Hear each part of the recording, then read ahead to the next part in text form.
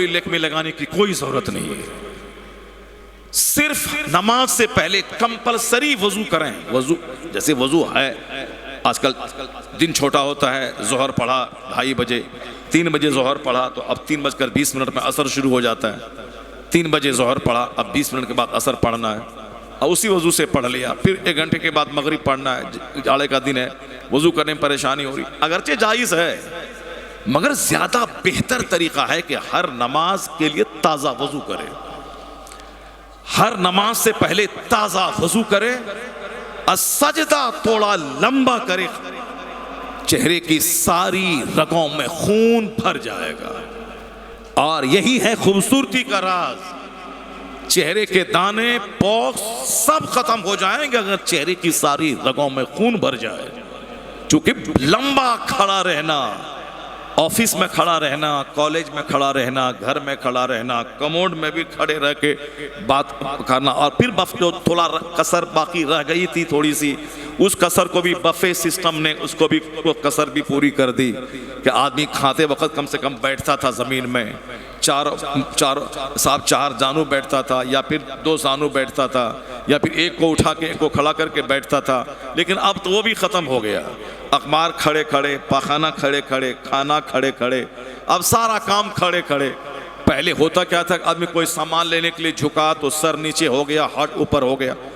America का वो दानिश्वर कहता है कि it is my desire, I wish to establish prayer all over Washington. मेरी ख्वाहिश है, मैं चाहता हूँ पूरे वाशिंगटन में नमाज नाफिज कर दूं। चूंकि आज अमेरिका में स्किन डिसीज बढ़ता जा रहा है, चर्म रोग बढ़ता जा रहा है। अमेरिका का, हिंदुस्तान में लोग परेशान है आजकल, खुजली से परेशान है, दिनाई से परेशान है, नोच से, खारिश से परेशान है, सब लोग, औरत और मर्द सब परेशान है। अमेरिका में चूंकि पहले से ज़्यादा फैशन है, हिंदुस्तान के लोग आज ना सोफ़ा वोफ़ा ये वो फलां चिल्ला शो के सामान उमान सबके आज आदि हो गए, मोटा गद्दा के आदि आज हो गए। पहले ज़माने में तख्त पे सोते थे तो पीठ का दर्द भी ना था, स्पाइनल कॉर्ड जो साहब रीढ़ की हड्डी है वो भी चुस्त दुरुस्त रहती थी कड़े बिस्तर पे सोने की वजह से। अभी इतना मोटा मोटा कुशन, मोटा मोटा गद्दा, उस पर सोने की वजह से पीठ का दर्द, स्पाइनल कॉर्ड का दर्द, गर्दन का दर्द, सर का दर्द, हाथ का दर्द, जो पूरे बदन का दर्द, ये एक आम सी बीमारी हो गई है। यहाँ गया, वहाँ गया, सर गया, पैर गया, कंधा गया, पेट गया, पीठ गया, ये औरतें सब हमेशा रोती रहती है। और सोना किस पर है? इतने मोटे गद्दे पे 40-40 केजी रुई वाला गद्दा तैयार हो रहा है। पहले 4-5-6 केजी में रुई में गद्दा तैयार हो जाता था, अभी 50-50 केजी का गद्दा तैयार हो रहा है। अब तो वो रुई वाला गद्दा, चलो कुछ खैरियत भी उसमें है, लेकिन अब उसकी जगह पे फोम आ गया है। साहब कौन उसमें करे, ये फोम वाला गद्दा खरीद लिया, मोटा वाला खरीद लिया, उसी पे सोना है, बेटी को भी वही देना है, सब वही दे रहा है। अब साहब क्या है कि अब वो कंबल का ज़माना आ गया। पहले लोग लिहाफ रज़ाई ओढ़ते थे, 5 केजी 8 केजी की रुई डाला और साहब ऊपर में कॉटन का कपड़ा है, आराम से ओढ़ लिया, कोई साइड इफेक्ट नहीं होता था। अब तो साहब वो गया, अब सिर्फ सिंथेटिक कंबल वाला आ गया। कंबल में असल में उलन तो रहता नहीं, वो सब सिंथेटिक है, वो सब रहता है। अब उसको ओढ़ा, नीचे सिंथेटिक वाला गद्दा है, उस ऊपर में सिंथेटिक वाला कंबल है। अब उसके बाद कमर में दर्द है, पीठ में दर्द है, यहाँ खुजली है। अमेरिका में सारी चीज़ें 100-200 साल पहले से आ चुकी हैं और हम लोग चूँकि पीछे पीछे उनके घूमते हैं अमेरिकियों के। आज वो चड्डी पहन रहे हैं अमेरिकी, तो हमारे बच्चे आज चड्डी पहन रहे हैं और समझ रहे हैं कि हम बहुत अच्छा काम कर रहे हैं, हम फैशन में हैं, चड्डी पहन के घूम, जो कि दूसरों के सामने इसको खोलना हराम है, अपनी माँ के सामने इसको खोलना हराम है, अपनी बेटी के सामने खोलना हराम है। साहब अपनी बीवी के सामने भले ही खोल सकता है, लेकिन आप हाफ पैंट पहन के बच्चों को स्कूल छोड़ने जा रहे हैं, बाहर पान खाने जा रहे हैं, उसी पहन के सो गए। जबकि बेहतरीन लिबास लुंगी है, सरकार की सुन्नत है, लुंगी के पहनने से सेहत मिलेगी। मगर आजकल लुंगी का चलन ख़त्म हो गया। कलकत्ता के लोग लुंगी पहले ज़्यादा पहनते थे। कलकत्ता की लुंगी मशहूर है पूरे हिंदुस्तान में। यहाँ की लुंगी दुबई में मिलती है साहब, यहाँ की लोग भाई चेन्नई से यहाँ आती है, कच्चा माल आया, यहाँ लुंगी तैयार हुई, फिर चेन्नई और कलकत्ता, यही तो है। मगर यहाँ के लोग भी अब चड्डी पहनना शुरू कर दिया, वो हाफ पैंट पहन के बाजार, हाफ पैंट पहन के स्कूल, हाफ पैंट पहन के पान की दुकान पे। अब लुंगी बोझ समझने लगे, जबकि लुंगी सबसे बेहतरीन लिबास है। लुंगी सरकार की सुन्नत है, लुंगी में बड़ा अमन है। औरतों का ढीला ढाला कॉटन का कपड़ा, उसमें सेहत मिलेगी। अब चुस्त लिबास पहना, चुस्त जीन्स, चुस्त टी शर्ट, चुस्त साहब चूड़ीदार, चुस्त शलवार, चुस्त कुर्ता, इसी में, और फिर वो सिंथेटिक कपड़े का। अब बदन में खुजली हो रही है, डॉक्टर के पास लेके चलिए। अब यहाँ नहीं, वह ब्लड टेस्ट कीजिए। अब साहब उसके पास चले, बड़ा चर्म रोग विशेषज्ञ है वहाँ पे ज़करिया स्ट्रीट में, वहाँ चलिए।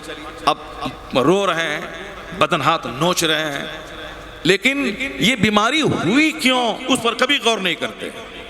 इस्लाम चूंकि जन्नत जाने का पैगाम देता है, लेकिन जो जो काम जन्नत ले जाने वाला बताता है इस्लाम, हर काम का वर्ल्डली बेनिफिट भी होता है, दुनियावी फायदा भी होता है कि इस पर अगर अमल किया तो जन्नत वहां मिलेगी, सेहत यहां मिलेगी, तंदुरुस्ती यहां मिलेगी, राहत यहां मिलेगी, इंजॉय यहां मिलेगा। इस्लाम के कानून से हटकर सेहत नहीं मिलेगी, इज्जत नहीं मिलेगी, राहत नहीं मिलेगी, सुकून कल्ब नहीं मिलेगा।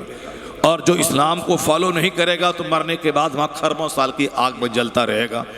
इसलिए हुजूर के तरीके की पैरवी में दोनों जहान का सुख का राज छुपा हुआ है, दोनों जहान का सुकून छुपा हुआ है। आपने सुना बेंगलोर में एक इंजीनियर ने खुदकुशी कर ली 10 दिन पहले, खूब वीडियो वायरल हुआ। 1 घंटे का वीडियो उन्होंने रिकॉर्ड किया, उसके बाद छोड़ दिया। हम क्यों खुदकुशी कर रहे हैं? बीवी की वजह से तंग आ गए, जज पैसा मांग रहा है, रिश्वत मांग रहा है। अब बीवी की वजह से झुंझला के जहर खा के मर गया। और रिपोर्ट ये आई कि लगभग 80 लाख लोग इतने साल के अंदर में सुसाइड करके, जहर खा के, फांसी के फंदे पे लटक के, डूब के मर गए। 80 लाख लोग, जिसमें मैक्सिमम केस था औरतों और शौहर बीवी के झगड़े का, मैक्सिमम केस ये था। और आज से 5 साल पहले हमने सुना था मुगल सराय में एक मौलाना साहब अपनी बीवी की वजह से फांसी लेके मर गए। ये इंजीनियर डॉक्टर फांसी लेके मरते हैं, उतना सदमा नहीं होता है, लेकिन अगर कोई मौलाना साहब ऐसा कर लेते हैं तो समझ में आ, तो बहुत तबीयत खराब होती है, झुंझलाते हैं। क्योंकि साहब जिसके दिल में सब्र नहीं है, जहां कनात नहीं है, जिनको मरने के बाद हिसाब नहीं देना, जहां का एक दिन 50,000 साल के बराबर है, वहां फेस नहीं करना है, जिसका ये मानना है कि नहीं मरने के बाद कुछ नहीं होता, चलो वो जहर खा के मरे, वो साहब गाय का मूत पिए के, ऊंट का पेशाब पिए के, वो साहब गोबर को लपेट के रखे, कुछ भी करे, उससे बहस नहीं। लेकिन जो ये कहता है कि मरने के बाद कब्र में फरिश्ते आएंगे, सवाल जवाब होगा, क़यामत कायम होगी, वहाँ हिसाब किताब होगा, वहाँ का एक दिन 50,000 साल का होगा, अगर जन्नत मिल गई तो सदा के लिए जन्नत, अगर जहन्नम मिला तो सदा आग में जलते रहिए। दुनिया में तो 70 साल में 15 साल का बचपन, 25 साल की जवानी, फिर 10-20 साल का बुढ़ापा, बचपन खेल तमाशा, जवानी में रगड़ घस करके कमाना, बुढ़ापे में 1 दर्जन बीमारी और दवा का पुड़िया लेके बैठ जाना। 70 साल हो गए, फरिश्ता आया, चलिए मरिए, और कब्रिस्तान में जाके सूती का कपड़ा पहन करके और 2 गज ज़मीन के नीचे सड़ने के लिए चले जाइए। यही है ज़िंदगी का मतलब। डीएम रहिए वही काम, एसपी रहिए वही काम, प्रधानमंत्री रहिए वही काम। मनमोहन सिंह 10 साल तक प्रधानमंत्री रहे और साहब न जाने क्या क्या काम किया। अब वो काम हो गया, अब काम तमाम हो गया, आज चले गए वो, अब चले गए, अब कहाँ चले गए, अब समझ रहे हैं कहाँ चले गए। अब यह 10 साल प्रधानमंत्री रहना क्या क्या काम दिया, असल आराम तो वहाँ का है। हाँ, कोई अगर ये बोलता है कि वहाँ कुछ नहीं होता, सड़ गया, गल गया, ख़त्म हो गया, चलो उस दीवाने से कोई बहस नहीं है। लेकिन जो मुसलमान ये कहता है कि मरने के बाद हिसाब किताब होगा, वहाँ दोबारा जिंदा करके सवाल पूछा जाएगा कि तुमने ज़िंदगी किस काम में गुजारी, तुमने जवानी को किस काम में लगाया, माल कहाँ से तुमने कमाया, माल को किस रास्ते में खर्चा किया, और जो कुछ तुमको सिखाया गया, बताया गया, जो तुमने पढ़ा, उस पर कितना अमल किया। ये 5 सवाल हैं। 2 सवाल को एक जगह जमा कर दें तो 4 सवाल हो जाते हैं, और उसको अलग अलग कर दें तो 5 सवाल। क़यामत के दिन बंदे का पाँव अपनी जगह से 1 इंच नहीं हटेगा जब तक के 5 सवाल के जवाब नहीं दे दें। फर्स्ट, अन उमर ही फीमा अफना, अबाउट योर लाइफ, तुम्हारी ज़िंदगी के बारे में, यह कीमती ज़िंदगी किस काम में गुजार दी। डीएम बनते हुए, लायर बनते हुए, नेतागिरी करते हुए, झूठ बोलते हुए, ताड़ी शराब पीते हुए, डेली चटकल जाना आना, महीने में तनख्वाह उठाना, 15 दिन में बाल बच्चों को खिलाना पिलाना, बस उसी के करते मर गए। न नमाज, न रोज़ा, न हज, न ज़कात, न तस्बीह, न दुआ, न दरूद, न आंसू, न अल्लाह का डर। बस जाना डेली, हफ्ते में पैसा उठाना है, बाल बच्चों को खिलाना है, बीवी को साथ में लेके घूमने जाना है, बाल बच्चों को स्कूल में पढ़ा के बेनमाजी उसको बना देना है। किस काम में ज़िंदगी गुजारी? ये सवाल का जवाब बंदा को देना होगा क़यामत के दिन।